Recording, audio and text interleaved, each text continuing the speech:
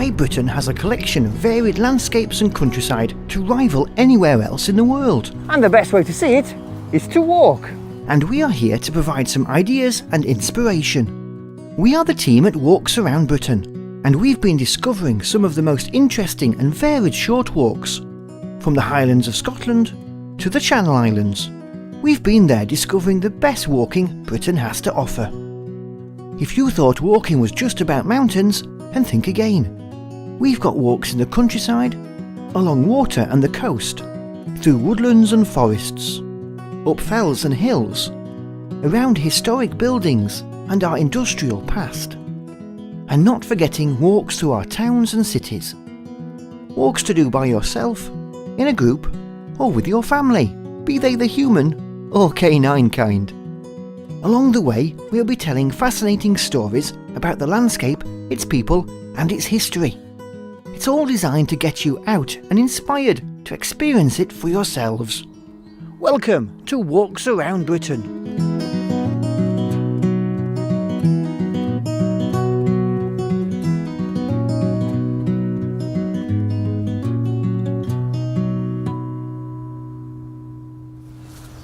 Hello and you're very welcome to Walks Around Britain. Now on today's programme we've got two walks from railway stations. One's in the city and one's in the countryside.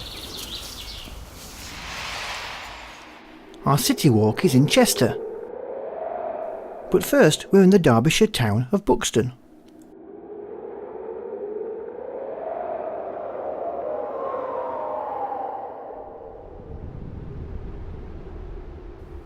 The walk starts from the railway station and heads through the town, reaching Woodward in the north, to reach Solomon's Temple before returning. Allow around 3.5 hours for this 7.25 mile walk. The easiest way to get to Buxton is by train, and Northern run frequent services to the town from Manchester. Come out of the station and turn right, and you'll soon see this lovely window of the original station. Buxton once had two stations. The one which survived was the London and North Western Railway Station. The other, the Midland Railway one, on the right here, was built to the same style, but was closed in 1967 and demolished to make way for this bypass. On the campus of the University of Derby is the site of the former Devonshire Royal Hospital, which was built around the dome of the Duke of Devonshire's stable block. When it was built in 1780, it was the largest unsupported dome in the world. I'm crossing over here to walk down Park Road.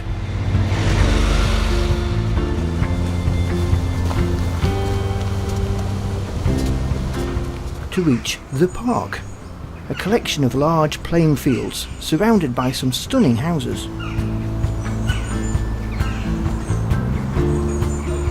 From here, it's possible to see the tower we'll be visiting later.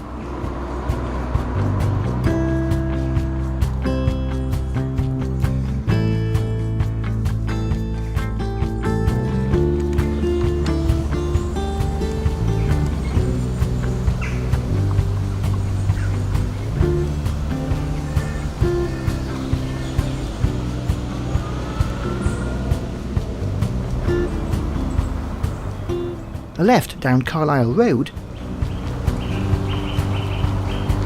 and a right down Watford Road brings me to where residential Buxton ends.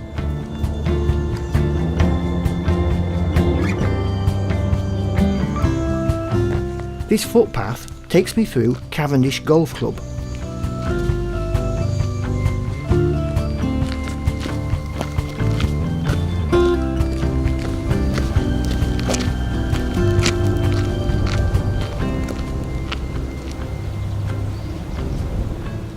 I've seen signs for danger, bulls in field, but this is quite unusual.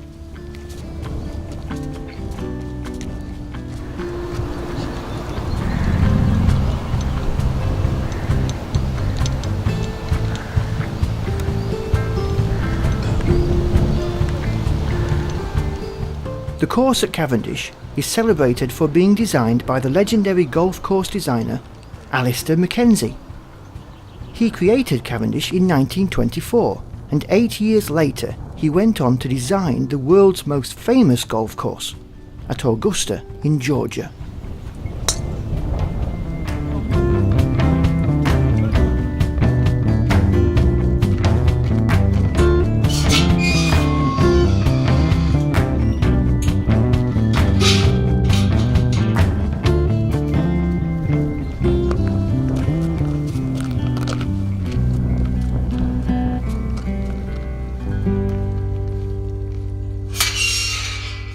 The footpath crosses a farmyard here, and the owners have laid out many signs to make it clear where the path goes, which is most helpful.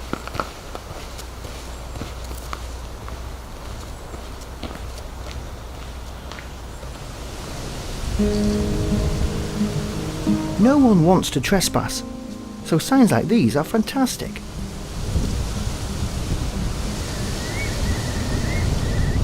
The walk now goes through Watford Wood and around Gutter Farm.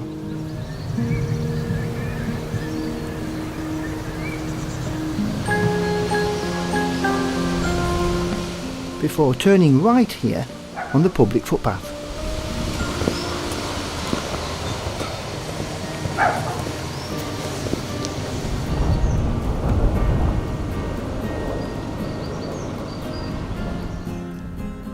When we think of railway closures, we often think of Dr. Richard Beeching with his axe in the 1960s. But this line closed a long time before that. Here's the remains of a tunnel under the road, and you can see the track to the left. But even in this photo from 1941, the tunnel is closed. In fact, the line north of the tunnel closed in 1892.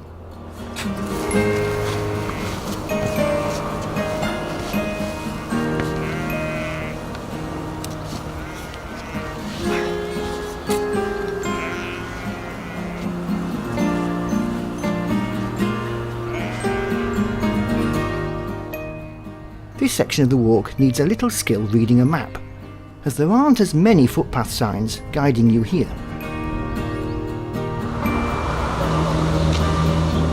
Until the walk crosses the A54 and A53 roads.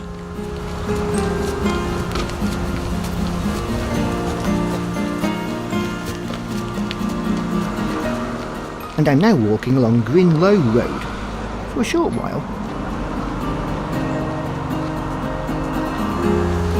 before turning left into the country park to see Solomon's Temple.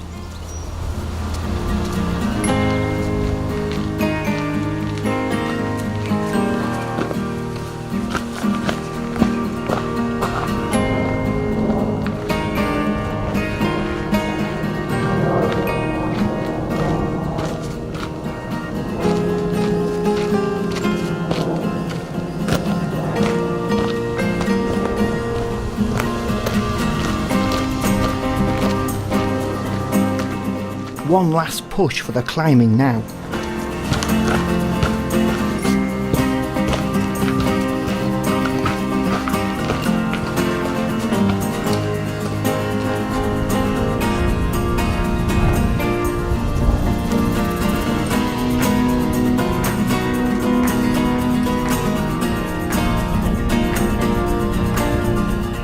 And there it is.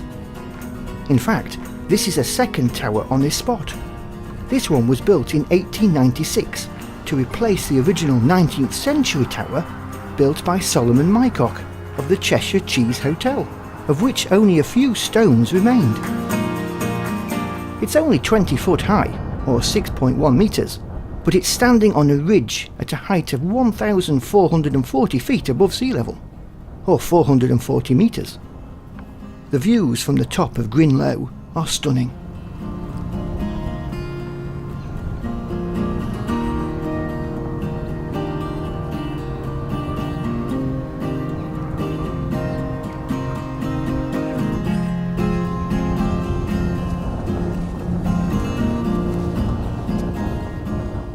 It's time to return to the station through the residential streets of Buxton and through the Pavilion Gardens.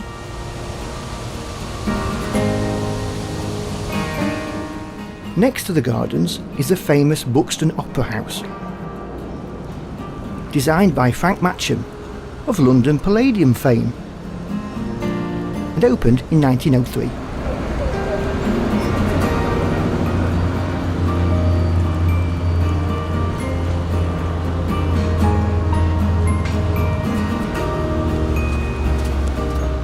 Now it's a short walk along the A53 back to the Northern train home. Well, an interesting walk around Buxton there, and direct from the railway station. Well, after the break, it's time to go to Chester for a walk around the city walls.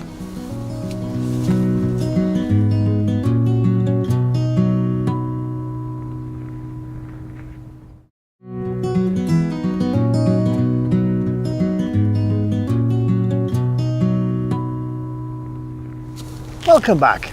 Now it's to Chester for a walk from the railway station around the city walls. At 2 miles, this is an easy short walk through the city centre's history.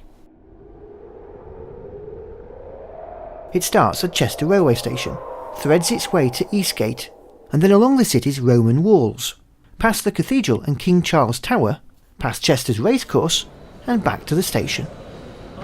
It should take around 1.5 hours. Northern run frequent services into Chester.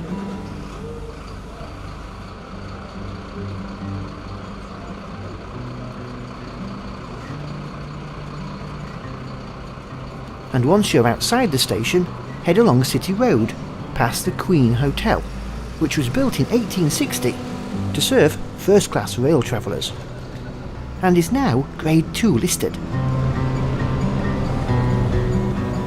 City Road crosses over the Chester Canal, which eventually became the Shropshire Union Canal, when several canal companies joined together. Today, this is a busy waterway for leisure boats and for ducks.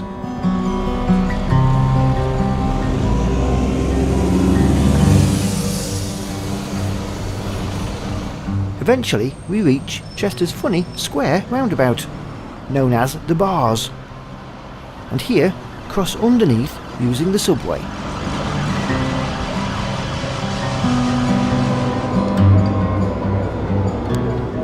Out of the other side and walk along Foregate Street towards the heart of the city.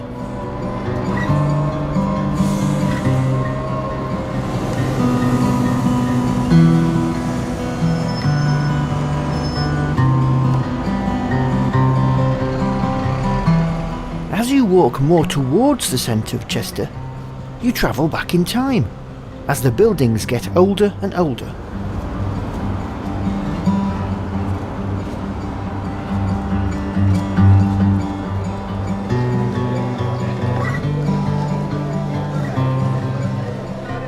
At Eastgate, find the steps next to the shop to climb up onto the walls.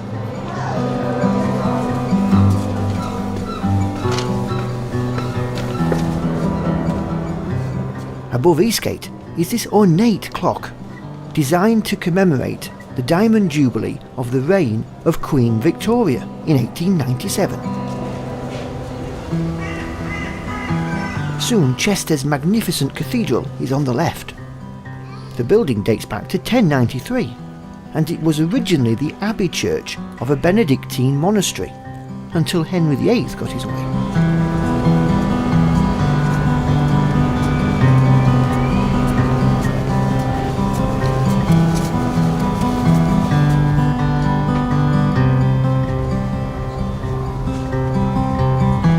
The walls in Chester were started by the Romans in around 70 to 80 AD and formed the most complete Roman and medieval defensive town walls in Britain. And they offer fantastic views of the city.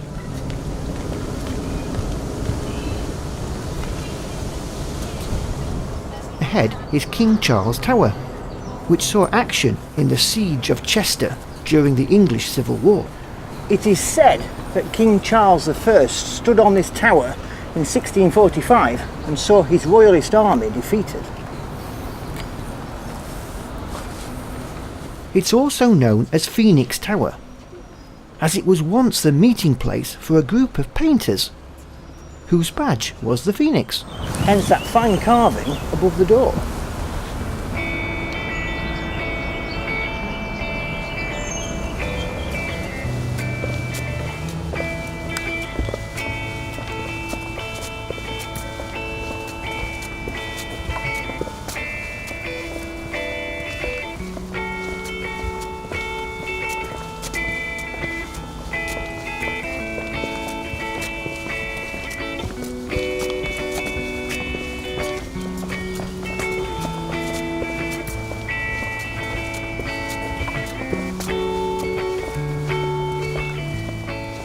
The Shropshire Union Canal follows the north side of the walls.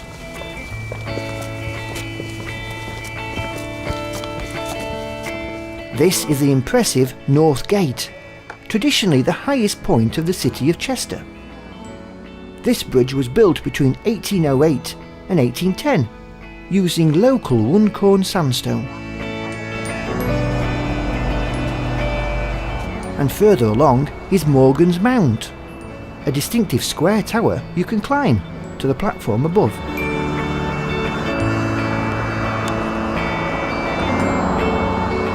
The 1966 bridge over the Inner Ring Road is somewhat less impressive than Northgate. And just after is Pemberton's Parlour, which was originally built as a circular tower and is named after a former mayor of Chester.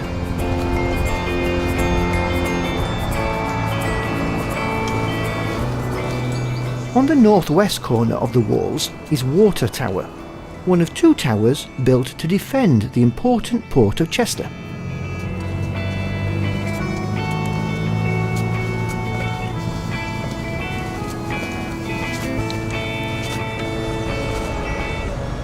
I'm now walking over Watergate, a Grade 1 listed bridge, which replaced a medieval gate.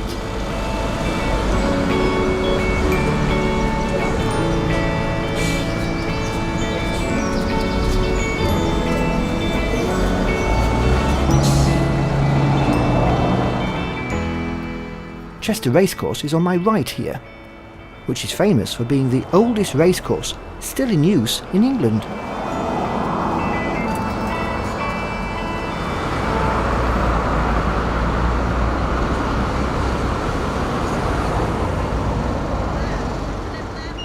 The walls take a break here for the busy A483, so cross carefully, and as you do, the remains of Chester Castle are just ahead.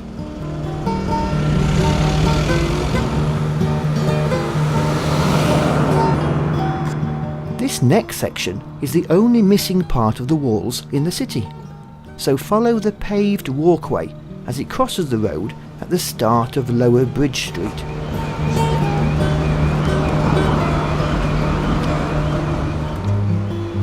The 70-mile-long River Dee passes the south part of the walls, and this weir was built to supply power to the local corn mills in the 11th century.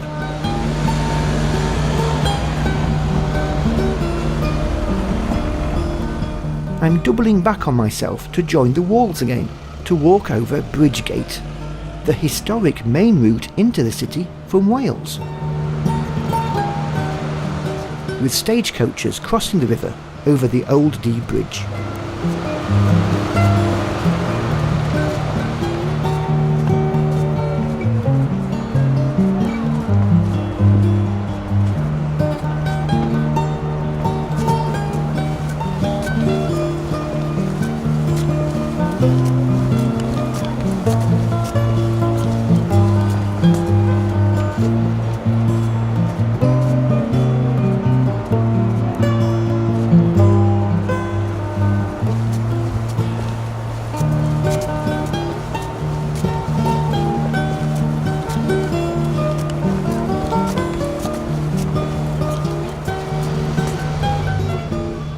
This is the city's Roman Gardens, built in 1949 to display fragments from the old Roman fort in Chester.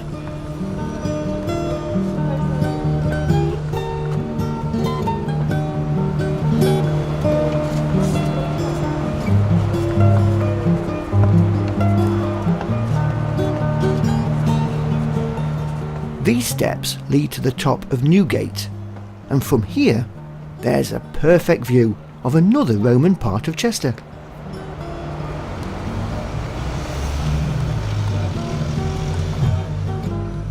The remains of the amphitheatre, which was the largest in Britain.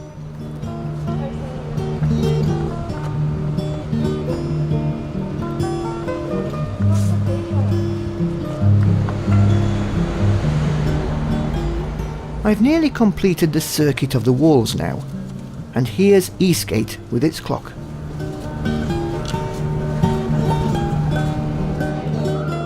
And now I retrace my steps back to the station.